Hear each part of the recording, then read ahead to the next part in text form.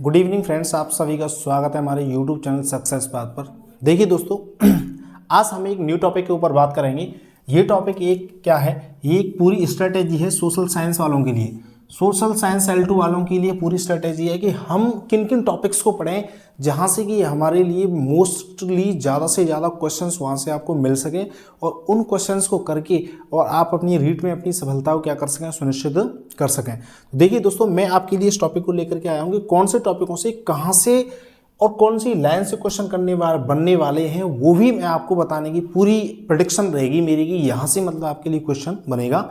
तो आप लगातार इस वीडियो में बने रहें। तो देखिए, हो सकती है कि यदि मैं जिस तरीके से सोच पा रहा हूँ या उसी तरीके से ऐसा हुआ तो मोस्टली आपके बहुत अच्छा मतलब इस तरीके पेपर होगा। तो देखिए दोस्तों, आपके में सिंपल सी भाषा में बात करें तो आपके में टोटल 12 यूनिट दे रखी हैं। 12 यूनिट में से देखा जाए तो सोशल साइंस की जो यूनिट है वो कितनी दे रखी है, 10 यूनिट दे रखी हैं। कितनी यूनिट दे रखी है, 10। और आपके लिए इसमें 2 यूनिट दे रखी है, वो किसकी दे रखी है, आपकी 2 यूनिट आपकी शिक्षण विधियों की दे रखी है। 2 यूनिट शिक्षण विधियों की। तो इसमें से देखें तो 50 मार्क्स की तो आपकी सोशल साइंस है और आपका जो 10 नंबर की है वो आपकी क्या है, शिक्षण विधि है। तो पहले तो आप उसको ये समझ लें कि 10 नंबर का शिक्षण आने वाला है, 50 नंबर की आपके अंदर सोशल साइंस आने वाली है। तो देखिए दोस्तों, क्या है, हम इसको कैसे कवर करेंगे। तो देखिए, पहले हमें ये समझना है कि इसमें से हमको क्या पढ़ना है और क्या छोड़ना है। बिल्कुल ही हमें बिल्कुल क्लियर होना चाहिए, हमारे दिमाग क्लियर कट होना चाहिए क्या हमको पढ़ना है और क्या हमको इसमें से बिल्कुल छोड़ देना है। तो देखिए, फर्स्ट यूनिट आपकी जो दे रखी है, फर्स्ट यूनिट में आपके 3 टॉपिक दे रखे हैं। आपके 5 टॉपिक हैं, सिंधुघाटी सभ्यता, वैदिक सभ्यता, महाजनपद, जैन धर्म और बौद्ध धर्म। 5 टॉपिक है। तो देखिए, सिंधुघाटी सभ्यता में से आप क्या कवर करेंगे। वैसे देखा जाए तो सिंधुघाटी सभ्यता बहुत सारी बड़ी है, बहुत कुछ उसमें मिला है। तो देखिए, सिंधुघाटी सभ्यता में पहले तो आप खोजकर्ता का नाम देख लियो कि किसने इसको खोज किया। तो राज बहादुर शाह ने तो क्या किया था, इसको खोज किया था। उसके बाद से प्रमुख स्थल कौन कौन से रहे हैं, जैसे इसके प्रमुख स्थलों में देखा जाए तो जैसे कि लोथल है, राखीगढ़ी है, ठीक है ना। ये इसके क्या थे, आपके हड़प्पा था, मोहनजोदड़ो था, ये इसके क्या थे, प्रमुख स्थल से। तो देखिए, लोथल से क्वेश्चन बनने की संभावना रहती है क्योंकि लोथल क्या था, एक बंदरगाह वाला पैलेस था। क्या था, बंदरगाह वाला पैलेस रहा है क्या आपका लोथल। यहाँ से कई बार क्वेश्चन पूछा गया है। उसके बाद सिंधुघाटी सभ्यता में कौन सी पशु की पूजा होती थी, ये आपको पता होना चाहिए।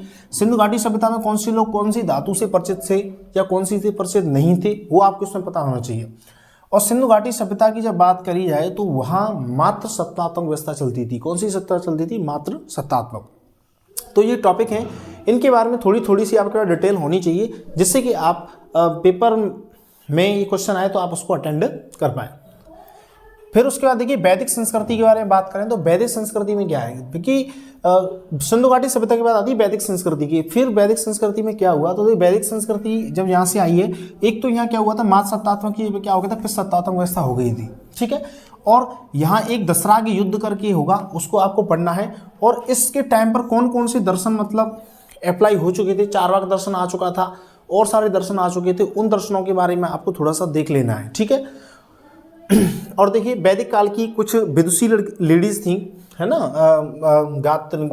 गार्गी थी, एक मैत्रेयी करके थी, ठीक है ना। ये सारी वैदिक काल की क्या आती हैं, विदुषी आती हैं, तो वो आपको पता होना चाहिए।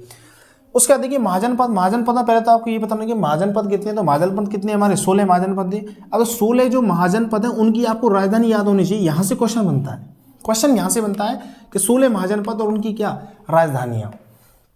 यहाँ से क्वेश्चन जैसे वत्स था, कौशाम्बी था, ठीक है ना, कौशल था, इनकी आपको क्या होना चाहिए, आपको चंपा था, ठीक है ना, इनकी आपको राजधानी याद होनी चाहिए। जैन धर्म के बारे में बात करें तो जैन धर्म में क्या है, पहली बात तो तीर्थंकर याद होनी चाहिए कि कौन कौन से इसमें तीर्थंकर है। जैसे 24 तीर्थंकर रह चुके हैं तो 24 के 24 तो याद तो आपको करने नहीं है। जैसे शुरुआत के आप याद कर लीजिए 4 और पीछे से याद कर लीजिए 3-4, ठीक है ना। और इसमें एक कोई लेडीज भी रही है, आप उसको याद कर लीजिए। तो देखिए, जो एक्सेप्शनल है कि जैसे कोई लेडीज रही है वो याद कर लो, शुरुआत के 4 याद कर लो और पीछे से 4 याद कर लो, आपका काम इससे हो जाएगा। फिर जैन धर्म का जो प्रणेता है उसके माता पिता के नाम याद रख लो, ठीक है ना। जैन धर्म का है ना, जैसे महावीर स्वामी के बारे में बताया जाता है तो महावीर स्वामी से क्वेश्चन बनता है तो महावीर स्वामी के माता पिता का नाम होना चाहिए। और जितने भी जैन धर्म के जो वो हुए हैं, तीर्थंकर हुए, उनके लिए संकेत दे रखे हैं। जैसे किसी के लिए शेर दे रखा है, किसी के लिए सांड दे रखा है, ठीक है ना, और किसी के लिए सांप दे रखा है। तो आपको वो टॉपिक पता होना चाहिए कि वहाँ से उसमें क्वेश्चन होने की संभावना रहती है। तो और बौद्ध धर्म में देखिए क्या है, बौद्ध धर्म में क्वेश्चन कहाँ से बनेगा, बौद्ध धर्म के माता पिता के नाम देख लीजिए। बौद्ध संगीति हुई थी, बौद्ध संगीति कितनी हुई थी, 4 संगीति हुई थी, ठीक है ना। कुछ अशोक के काल में संगीति हुई थी, और अशोक था, एक आला अशोक था, उसके काल में जो हुई थी बौद्ध संगीति, उनको आप याद करें कौन से सन में हुई थी। यहाँ से सन से क्वेश्चन पूछा जाता है, कौन से सन में और कौन से वहाँ राजा था या कौन सा एरिया था, ठीक है ना। ऐसे करके वो 3-4 बौद्ध संगीति दे रखी हैं, आप उनको देखेंगे तो 5-7 मिनट के अंदर आपको टॉपिक याद हो जाएगा। फिर महाविनिष्क्रमण की घटना किसे कहते हैं, कि इनकी घटना महाविनिष्क्रमण कहलाती है, ठीक है ना। तो यहाँ से क्वेश्चंस बनेंगे आपके। बौद्ध काल के कुछ आपके ग्रंथ होंगे, जैसे अंगुत्तर निकाय वगैरह जो ग्रंथ हैं वो आपको भी यहाँ पर कवर करने हैं, ठीक है। उसके बाद क्या है, देखिए मौर्य काल, मौर्य काल और गुप्त काल। देखिए यहाँ से हमको केवल 2 कालों को अटेंड करना है, यहाँ गुप्तोत्तर काल को हमको नहीं पढ़ना है, ठीक है। और देखिए मौर्य काल में मतलब कौन कौन से राजा को पढ़े हैं जहाँ से मतलब क्वेश्चन बनने की पूरी संभावना आपकी रहेगी। तो देखो मैं आपको बता दूं, जैसे ही मौर्य काल को स्टार्ट करोगे, सबसे ज़्यादा कंट्रीब्यूशन रहा है वो किसका रहा है, चंद्रगुप्त मौर्य का रहा है। किसका रहा है, चंद्रगुप्त मौर्य। और चंद्रगुप्त मौर्य का ही जो दरबारी था, जो पंडित था, जिसको राजा जो मतलब चंद्रगुप्त को जिसने राजा बनाया था वो कौन था, चाणक्य था। चाणक्य की रचना क्या नाम था, अर्थशास्त्र था, ठीक है ना। तो अर्थशास्त्र को समझना है कि अर्थशास्त्र में क्या है। तो अर्थशास्त्र में कुछ मंत्रियों के बारे में वर्णन दिया गया। तो मंत्री कितने दे रखे थे, 18 मंत्री दे रखे हैं, ठीक है ना। उनको आपको पढ़ने है कि कौन से कार्य के लिए कौन सा मंत्री यहाँ पर इंक्लूड होता था, ठीक है। उसके बाद चंद्रगुप्त मौर्य के काल में एक मैगस्थनी नाम का एक व्यक्ति था, ठीक है ना। मैगस्थनी जिसने कि इंडिका नाम की पुस्तक लिखी थी, ठीक है। यहाँ से क्वेश्चन पूछ लिया जाएगा सिंपल सा कि मैगस्थनी जी कौन सी बुक्स लिखी थी, इंडिका नाम की बुक्स लिखी थी, ठीक है। और अशोक के शिलालेख, और सबसे ज़्यादा क्या है, अशोक के शिलालेख जो 13 या 14 शिलालेख हैं, 13 शिलालेख हैं। 13 शिलालेख में क्या क्या बातें लिखी हुई हैं वो आपको बिल्कुल ही एस्टेज पता होना चाहिए। देखिए दोस्तों, तो मौर्य काल में से ये बातें इंक्लूड कर लेनी है। उसके गुप्त काल में चले तो गुप्त काल में किसको पढ़ा जाए, तो गुप्त काल में सबसे ज़्यादा इंपॉर्टेंट रहेगा समुद्रगुप्त और चंद्रगुप्त सेकंड। उसके बाद आपको किसी को पढ़ने की बिल्कुल ही जरूरत नहीं है, क्योंकि जो भी क्वेश्चंस बनेगा आपका इसी से बनेगा कि समुद्रगुप्त ने क्या किया था। जैसे समुद्रगुप्त ने क्या किया था, अपने टाइम पर सोने के सिक्के चलाए थे, ठीक है ना। समुद्रगुप्त के बारे में कहा जाता है। चंद्रगुप्त ने क्या चांदी के सिक्के चलाए थे, ठीक है ना। और इसके बारे में जो भी इंपॉर्टेंट ये है कि जैसे कि चीनी यात्री इसके टाइम पर कौन आया था, फायन आया था। चांदी के सिक्के इसने चलाए थे। इसके टाइम पर क्या थे, 9 रत्न थे। 9 रत्न थे, जैसे कि 9 रत्न में क्या था, एक बरामेर था, एक छपनक था, बरामेर था, छपनक था, और क्या कहते हैं इन्हीं के 9 रत्नों में जैसे मैं आपको नवरत्नों के इसके नाम बता दूं कि गुप्त काल में नवरत्न में कौन कौन से थे। एक सेकंड रुकिए आप, इसका नोट्स मेरे पास है, मैं आपको बता दूं। जो जैसे अमर सिंह था, धनवंतरी, और कालिदास था, छपनक था, शंकु था, बरामीर था, बर्रुचि था, और क्या था आपका, बेताल भट्ट था। ये इसके काल की क्या थी, मतलब ये इसके काल के मतलब 9 रत्नों में इंक्लूड थे। वो आपको वहाँ से क्वेश्चन बनने की संभावना रहती है। गुप्त काल में सबसे ज़्यादा जो डेवलपमेंट हुआ था कृषि के मामले में हुआ था। कृषि से मामले से रिलेटेड करके कुछ नए नए मापदंड आए थे कि कृषि में मतलब क्या होना चाहिए। तो कुल्या बाप, द्रोण बाप करके ऐसे करके काफ़ी सारे शब्द थे जिनका रिलेशन किससे था, कृषि से था। सिंचाई आपको पता होनी चाहिए। गुप्त काल में सिंचाई होती थी, उस सिंचाई करने के यंत्र को क्या बोला जाता था, अरघट्टा बोला जाता था, ठीक है। यहाँ से क्वेश्चन बनने की पूरी संभावना रहती है। तो देखिए दोस्तों, यहाँ से डायरेक्ट क्वेश्चन है, मैं आपको बता दूँ बिल्कुल डायरेक्ट क्वेश्चन है। और ये मैं आपको जब बता पा रहा हूँ कि मैंने जो हिस्ट्री वाला टॉपिक था, इस टॉपिक को मैंने अपने फर्स्ट ग्रेड के लिए आप तैयार किया था। तब मैंने खुद के लिए हैंड रिटन नोट्स बनाए थे, और यहाँ से मेरा जो पेपर था बहुत अच्छा हुआ था। मैं आपको बता दूं, मेरे जो 75 में से 48 क्वेश्चन मेरे सही थे, मतलब ओवरऑल मेरे 48 क्वेश्चंस बने थे। लेकिन मेरा जो सेकंड पेपर था वो मेरा किसी कारणवश मतलब प्रॉपरली नहीं हो पाया। इससे क्या है कि मेरे को दिक्कत हुई, नहीं तो फर्स्ट पेपर की मैंने बहुत अच्छी तैयारी कर रखी थी, ठीक है ना। 48 नंबर लाना मेरे अनुसार, 48 नंबर 48 क्वेश्चन सॉल्व करना मेरे अनुसार बहुत बड़ी बात होती है फर्स्ट ग्रेड के अंदर। उसके बाद तो चले टैक्सेशन के बारे में क्या था, उस टाइम पर टैक्सेशन क्या था, उस टाइम पर विज्ञान कैसी थी, है ना। उस टाइम पर कौन कौन से मंदिर थे, ठीक है ना। जैसे कि दशावतार का मंदिर है, ठीक है ना। दशावतार के मंदिर के बारे में पूछा जाएगा कि ये कहाँ पर है। और देखिए साहित्य के बारे में, गुप्त काल में सबसे ज़्यादा साहित्य इतना था कि इसको स्वर्ण युग बोला गया था। कौन सा युग बोला गया था, स्वर्ण युग है। गुप्त काल साहित्य के काल को लेकर के स्वर्ण बोला जाता है, स्वर्ण युग बोला जाता है, ठीक है ना। तो साहित्य काल में देखो एक शूद्रक है, शूद्रक नाम का एक जो लेखक है उसने महामृच्छकट्टकम लिखी थी। अमर सिंह है, उसने अमर सिंह कोश लिखा था। कालिदास था और महर्षि माघ था, कुमार है ना। और विशाख दत्त था, विशाख दत्त ने मुद्रा राक्षस लिखी थी। विष्णुदत्त था, इसने पंचतंत्र लिखी थी। तो यहाँ से आपके क्वेश्चन है, यहाँ से यहाँ से क्वेश्चन उसने बनाने की कोशिश की, तो इसी एरिया से क्वेश्चन बनाएगा। गुप्त काल से ये तो क्वेश्चन बनाएगा, तो इस एरिया को छोड़कर वो क्वेश्चन बना नहीं सकता, मैं आपको बता दूं। उसके बाद देखो फर्स्ट यूनिट कवर हो जाती है, सेकंड यूनिट कवर होगी। अब देखो मैं आपको एक चीज़ और बता देता हूँ, यहीं पर बता देता हूँ कि हमें सभी यूनिट कवर नहीं करनी है, सारी यूनिट हमको कवर नहीं करनी है। देखो यदि इनकी तैयारी बहुत लॉन्ग टाइम से है, जिन विद्यार्थी लॉन्ग टाइम से तैयारी कर रहे हैं, तो देखिए उन्होंने अपने अंदर माइंड सेट कर रखा होगा मुझे क्या क्या पढ़ना है। लेकिन जिन विद्यार्थियों की तैयारी अच्छी नहीं है, जिन्होंने अभी मतलब सोचा है कि हम ऐसे पढ़ाई कर लें, तो देखिए वो कोई लिमिटेड टॉपिक्स पढ़ें। जो मैं आपको टॉपिक्स बता रहा हूँ बस केवल इन्हीं टॉपिक्स को पढ़ जाएं, यहाँ से आपको क्वेश्चंस मिल जाएंगे। उसके बाद थर्ड यूनिट में आए तो थर्ड यूनिट में केवल और केवल आपको क्या पढ़ना है, चोल साम्राज्य पढ़ना है। चोल साम्राज्य में भी आपको कौन सा पढ़ना है, राजेंद्र फर्स्ट, जिसकी एक उपाधि थी क्या, गंगे कोंड चोल, गांगे कोंड चोल करके इसकी क्या थी, एक उपाधि थी, ठीक है ना। भूमि के टाइप्स बताए गए थे। जो चोल साम्राज्य था उसमें कई प्रकार की भूमि बताई गई थी कि कौन सी भूमि होती है। एक मंडल बताया गया था, मंडल व्यवस्था थी, इसमें 6 प्रकार का मतलब डिवाइडेशन था कि मंडल में 6 प्रकार की भूमि का डिवाइडेशन था। और एक राजा और है, कौन सा, राजराज प्रथम करके राजा, उसके बारे में आपको डिटेल से पढ़ना है और इसमें नहीं पढ़ना है। और जो भी इसमें टॉपिक है वो हमें छोड़ देना है। और देखिए 58 क्रांति बिल्कुल तैयार रखना है। 58 क्रांति आपको क्या कवर करना है, मैं आपको यही बताता हूँ। 58 क्रांति का क्वेश्चन इस प्रकार से बनेगा कि एक एरिया था और एरिया में क्या था, कोई ना कोई राजा था। जैसे कि रानी लक्ष्मीबाई कहाँ से थी, झांसी से क्या थी, रानी लक्ष्मीबाई थी। बरेली से कौन थी, ठीक है ना, बरेली से कौन सी और क्या कहते हैं बरेली से कौन थी, ठीक है ना। और जितने भी फेमस एरिया थे वहाँ से मतलब वहाँ से पूछा जाएगा कि इस एरिया में उस टाइम का मतलब आंदोलनकर्ता कौन था। यहाँ से इस तरीके से क्वेश्चन पूछे जाते हैं, ठीक है। तो 58 क्रांति ये टॉपिक्स रखना है। कांग्रेस के अध्यक्ष मैं बता दूं सबसे कैसे कवर करना है कांग्रेस को, कि पहली बार सबसे ज़्यादा बार अध्यक्ष कौन बना है, सबसे प्रथम बार अध्यक्ष कौन बना है, ठीक है ना। प्रथम लेडीज अध्यक्ष कौन सी बनी थी कांग्रेस की। ऐसा कांग्रेस का अधिवेशन कहाँ हुआ था, जो गांव में हुआ था। जैसे हरिपुरा अधिवेशन था वो कहाँ हुआ था, गांव में हुआ था। और ऐसा कौन सा अधिवेशन है जिसमें महात्मा गांधी ने अध्यक्षता की थी। तो मतलब एज ए फेमस टॉपिक्स आपको क्या करने हैं, यहाँ से कवर करने हैं, क्योंकि वैसे आपको सारे याद होंगे नहीं। फिर आपके लिए मॉडर्न इंडिया में दे रखा है कि प्रमुख घटनाएं, प्रमुख इंडिया मोस्टली महात्मा गांधी से रिलेटेड। जैसे असहयोग आंदोलन है, जलियांवाला हत्याकांड है, ठीक है ना, असहयोग आंदोलन है, जलियांवाला हत्याकांड है, और आप चलें सविनय अवज्ञा आंदोलन है, और भारत छोड़ो आंदोलन है। तो जो मोस्ट आंदोलन है उनके बारे में आपको डिटेल से थोड़ा सा पढ़ लेना, और बहुत अधिक आपको बियॉन्ड जाने की जरूरत नहीं है, ठीक है ना। और मैं बता दूं आपकी जो मिडाइवल हिस्ट्री दे रखी है, जो मध्यकालीन दे रखा है, मध्यकालीन में मान रहा हूं कि आप इसको बिल्कुल ही स्किप कर दें, क्योंकि मध्यकाल में कवर करने में एक दिक्कत है कि पहली तो वहां की जो रचनाएं ना तो आपको रचनाएं याद होंगी, क्योंकि उनके नाम बहुत अधिक टफ दे रखे हैं, ठीक है।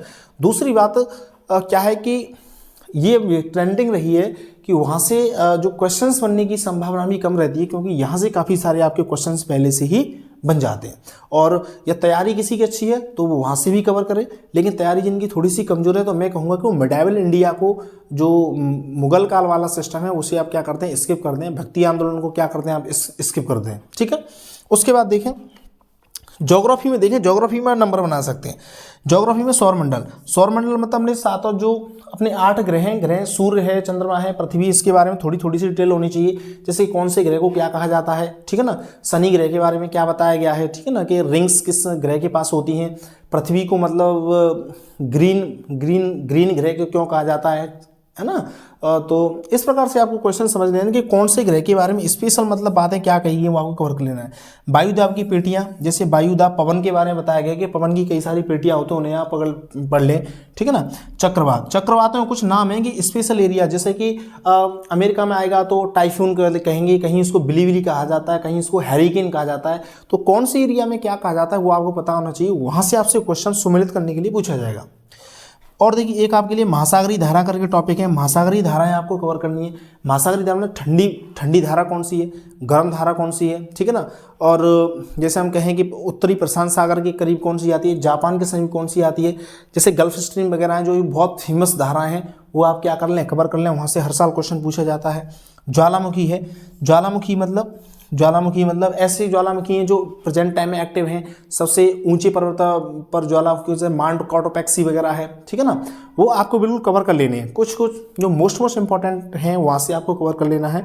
और देखिए उद्योग स्थल आपको देख लेने हैं, जैसे कि अमेरिका में कुछ उद्योग स्थल हैं, कुछ जापान में आपके क्या उद्योग स्थल हैं, तो उन उद्योग स्थलों को आप क्या करें, कवर कर लें।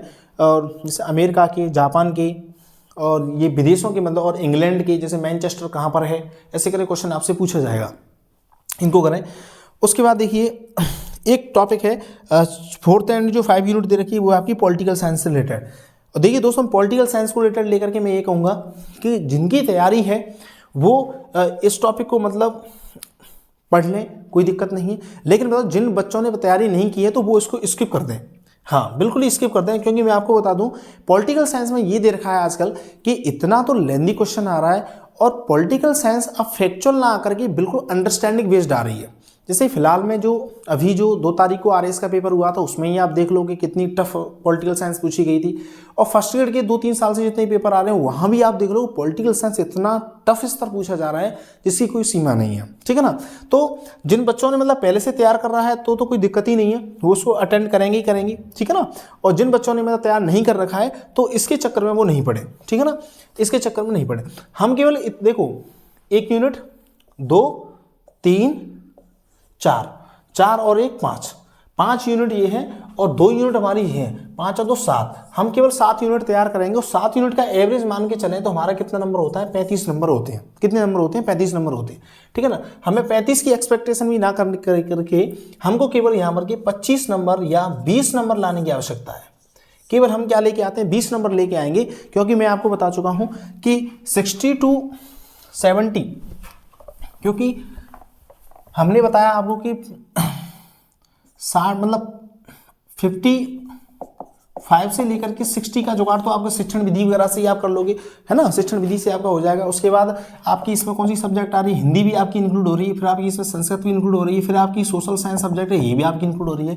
तो देखिए आप देखिए 90 की रेंज से कई गुना ऊपर पहुंच रहे हैं, ठीक है ना। 60 क्वेश्चन आपके यहाँ हो जाते हैं, आप 10 आप यहाँ से लेके आ जाते हो, 10 आप यहाँ से लेके आते हो, 20 आप यहाँ से लेके आते हो, तब भी देखिए आपके 100 नंबर बन रहे हैं।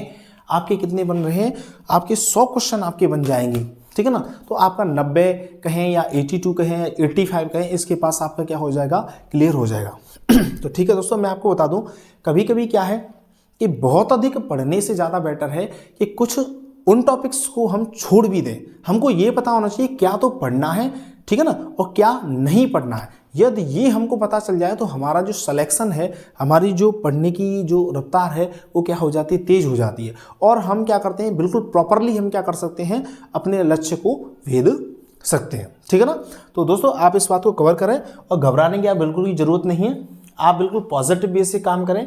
तो जब आप पॉजिटिव और सकारात्मक तरीके से काम करेंगे तो बिल्कुल ही आपका सिलेक्शन होगा।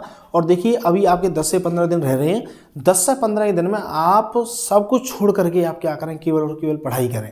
ना आगे का सोचें ना पीछे का सोचें, आपको कुछ भी नहीं सोचना है, केवल और केवल पढ़ाई आपको करनी है, ठीक है ना। इस टॉपिक से रिलेटेड मेरे पास नोट्स हैं। जब मैंने फर्स्ट ईयर की तैयारी की थी तो मैंने इसके लिए नोट्स बनाए थे। यदि किसी स्टूडेंट्स को मतलब चाहिए कि मुझे आपको नोट्स की ज़रूरत हो तो मैं उसके लिए नोट्स जो भी मेरे पास अवेलेबल है वो मैं आपके लिए सेंड कर दूंगा। बट हालांकि मैंने ऐसे सोच के बिल्कुल नोट्स नहीं बनाए कि मुझे आपके लिए ये नोट्स सेंड करने हैं। वो अकस्मात ही मैंने देखा कि मेरे पास नोट्स डले हुए हैं उस टॉपिक से रिलेटेड, तो मैं आपके लिए बता दिया। तो ठीक है दोस्तों, मिलते हैं किसी एक नेक्स्ट वीडियो में। और यदि आपको कोई दिक्कत होती है आप कमेंट ज़रूर करें।